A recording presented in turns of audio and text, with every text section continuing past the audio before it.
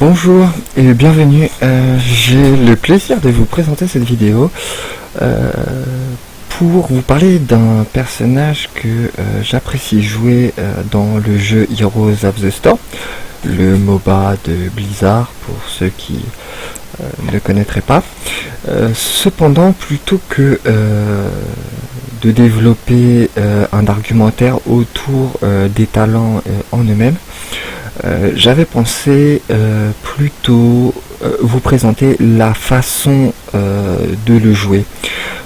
Parce qu'en fait, avec le temps, au-delà des caractéristiques et des avantages de tel build par rapport à tel build, je trouve qu'il est plus intéressant de chercher à adapter un gameplay, une façon de jouer autour de ce build. Et du coup, donc le build est un élément intéressant, mais je vais surtout me concentrer sur la façon de jouer autour de ce build, puisque bien évidemment, je suis pas convaincu qu'il y ait de build particulièrement plus efficace ou plus a priorisé par rapport à d'autres builds. Je pense que ça dépend aussi de votre gameplay et de votre équipe. Du coup là, comme je suis en partie rapide, on ne va pas pouvoir aborder l'aspect coordination et comment imbriquer ce template dans une équipe, mais plutôt d'un point de vue individuel. Sachant que après, une fois que vous avez développé vos caractéristiques individuelles, c'est déjà après plus facile de les intégrer dans une composition d'équipe à plus grande échelle, à savoir 5 personnes. Voilà. Donc la partie va se commencer, elle se situera sur le jardin de terreur, peut-être une rapide explication sur les caractéristiques de certaines maps pour ceux qui ne sont pas très familiers avec ce jeu. Donc c'est les jardins des terreurs.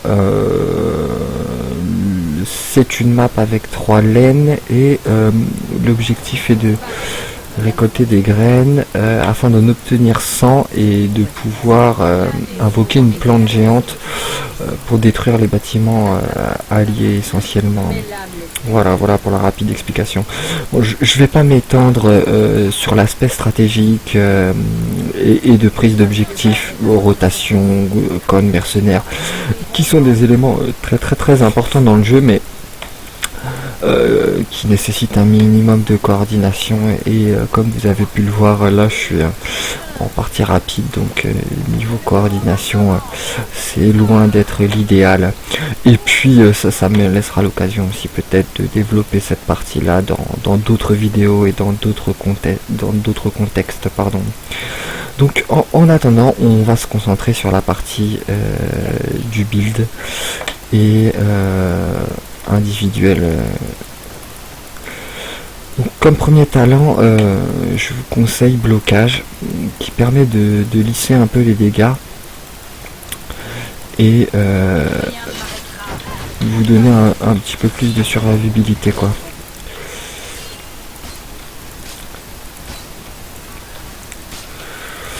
Donc et apparemment il y a Falstad sur notre lane. Bon, j'ai la chance, apparemment ils ont l'air assez disciplinés, j'ai envie de dire, à rester sur leur lane.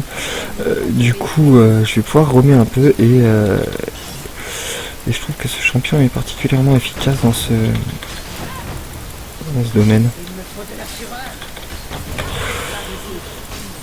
Mais c'est pouvez pas tout le temps le faire, et surtout en partie rapide, parce qu'il faut toujours quelqu'un sur les lanes pour prendre l'XP tout simplement. Et du coup le roaming c'est un peu un luxe que je n'ai pas souvent pour tout vous dire, mais je trouve que c'est une des caractéristiques de ce champion, des bonnes capacités de gank, surtout en début de jeu. Et du coup voilà, j'ai l'occasion de vous montrer et c'est pas mal. Donc là je vais juste essayer de voler quelques graines et puis ce sera tout, hein.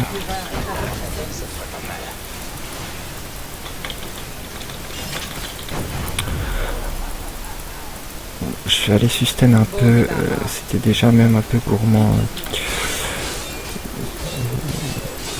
Cette attaque sur Arthas, mais bon, c'est pas grave. Ah, voilà.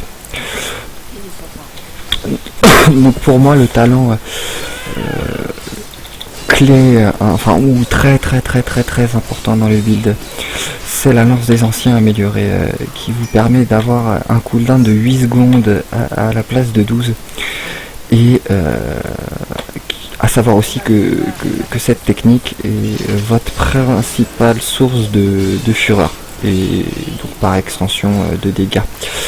Et vous verrez aussi par la suite de survivabilité, on peut utiliser la rage de manière défensive, notamment pour se remettre des vies.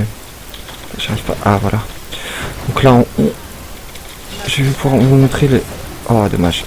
L'efficacité de ce skill. J'ai fini ma rotation de dégâts et je peux déjà refaire une lance comme vous voyez. Et du coup, je suis extrêmement haut en rage. Et j'ai pas de soucis, je peux continuer à prendre des trades avec elle au pire. C'est ça qui est intéressant, ça vous donne de la mobilité, de la génération de rage et éventuellement, si vous êtes prudent, de prendre des trades intéressants quoi.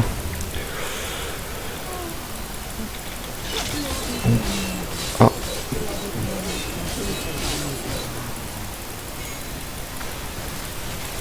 Bon, je sais pas pourquoi ils sont autant au milieu, mais je vais aller. J'ai un peu d'XP au-dessus. J'espère que notre compagnon d'équipe ne va pas se prendre trop de risques parce qu'apparemment ils sont 3 au mid.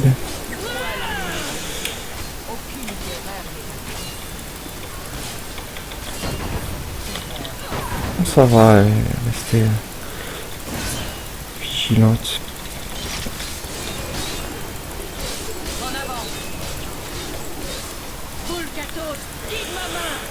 La batture ça m'arrange pas.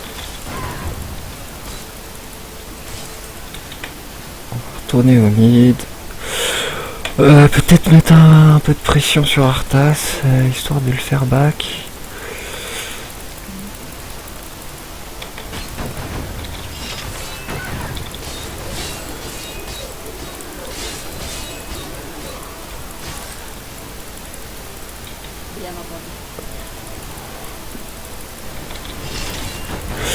Ah, un des aspects intéressants aussi de Sonia, j'ai pas pu vous le montrer là, mais c'est sa capacité à faire les camps. J'ai voulu optimiser ma prise d'XP pour débloquer les talents et pouvoir vous montrer leur efficacité en combat. Et puis du coup j'ai un peu zappé les mercenaires, mais là à ce stade du jeu j'aurais eu la possibilité de faire un camp, peut-être deux, c'est dommage. J'aurais dû y penser, mais on va pouvoir, je vais vous montrer un peu avec ce build, on peut chase un peu comme vous le voyez là. Je vais pouvoir aller chercher. Oh non. Un peu court sur le cooldown, mais je sais pas si vous avez pu le voir, mais ça s'est pas joué de beaucoup. À 4 secondes, enfin à 2 secondes sur la fin, là j'avais le cooldown de la lance et j'aurais pu le récupérer.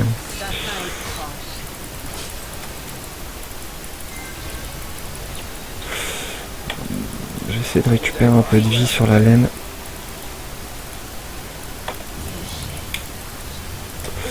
Et en ultimate, je pense que les deux sont jouables, mais j'ai vraiment une préférence pour le talent Berserk. Je trouve que en partie rapide, sans composition particulièrement dédiée, le talent est plus intéressant.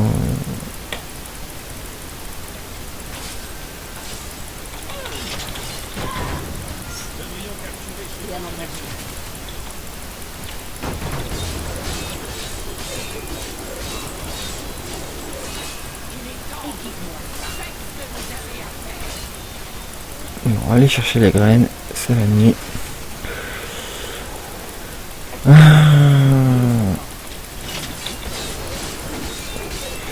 Donc là, comme vous pouvez le voir sur l'arbre de talent, j'ai pris le soin féroce qui permet en échange de 20 de rage, je crois.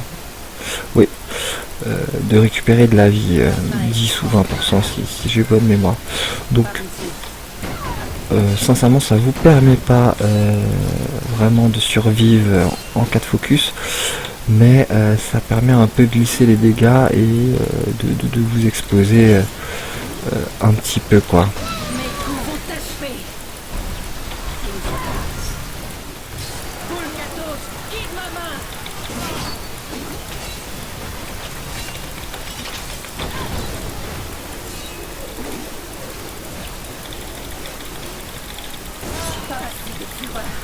Donc là c'est bien, il y a Arthas qui va venir du du coup. Là, il a disparu. Ah, c'était abatture. D'accord, autant pour moi, c'était le faux Arthas. Enfin, c'était une copie d'Arthas, quoi, en fait.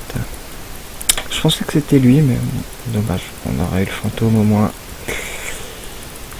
Ah, ils sont toujours là. Je n'éprouve aucune satisfaction.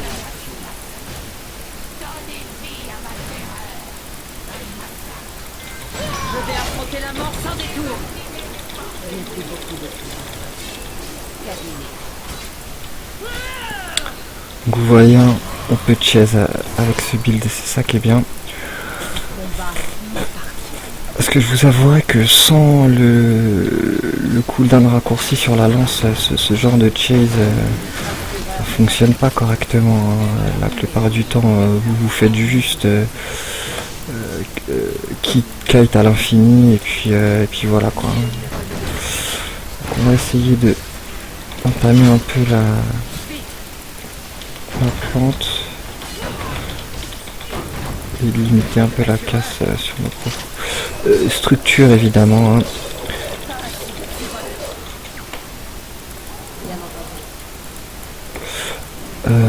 Autre aspect intéressant du courroux de Berserker que j'ai pas développé ou abordé, c'est que son cooldown est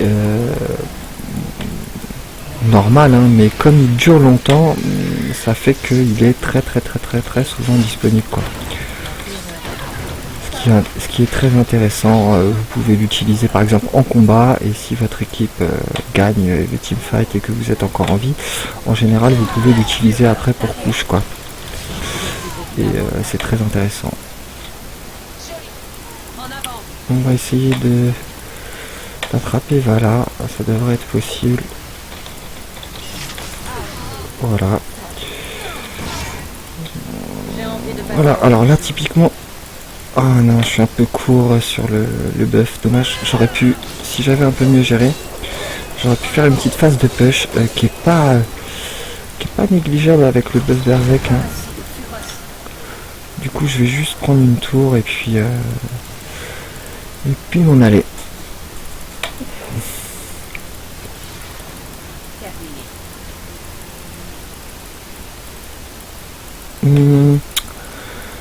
Alors là c'est la phase on va dire une phase que moi j'apprécie pour le build d'une manière générale et aussi pour le gameplay, c'est-à-dire la phase où vous allez pouvoir un peu plus vous exposer, vous allez avoir des cooldowns pour limiter un peu les dégâts et pouvoir y aller un peu plus agressif et vous exposer un peu plus longtemps. Hein. Pas être tout le temps dans l'échange, le trade et le repli tout simplement, ou le repositionnement. Ce qui est aussi agréable parce que ces dégâts sont pas extrêmement impressionnants, mais à ne pas négliger. Alors je vais essayer d'avoir Falstad, ça devrait être possible. Oh non, elle a récupéré ça. Sa roulade en même temps. Bravo pour la réflexe. Là, m'a échappé. On va profiter du buff Berserk. Donc comme vous pouvez le voir, les dégâts sont... Bon, alors là, il y a un camp de mercenaires et 2 alliés, donc c'est pas aussi parlant que ça pourrait l'être si j'étais tout seul. Mais croyez-moi, les dégâts sont très très intéressants pour les phases de destruction de bâtiments tout simplement. Alors là, j'ai un bouclier supplémentaire, donc on va commencer à jouer comme un peu plus comme un tank maintenant. Dans d'autres jeux, on appelle ça un off-tank, un tank un peu plus offensif. Parce que là, j'ai de quoi survivre. Autant au début de partie, c'était plus compliqué. J'ai de quoi sustain, il faut juste que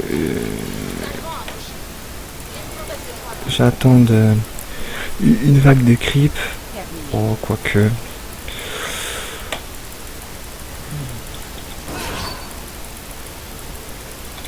Je vais essayer de me montrer ici pour dégager du temps à mes alliés. Oh, allez, on se tente un sneaky Nexus. Ah non, il y a du monde. Il y a du monde.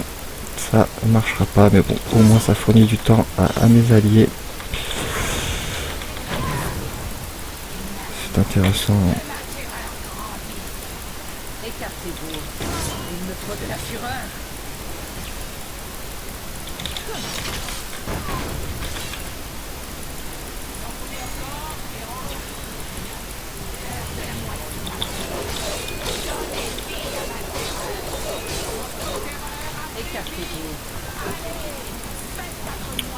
Comme vous pouvez le voir, je suis bien devant, je m'expose à des focus et des coups. J'aurais pu aller le chercher lui. J'allais les prendre en 2 temps.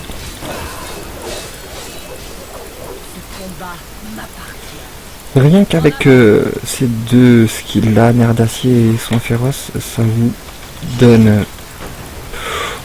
pas aussi tanky qu'un tank plus classique, mais ça reste intéressant. Ça avance un peu, vous voyez, dissuasif les dégâts. C'est ça qui est intéressant avec ce perso.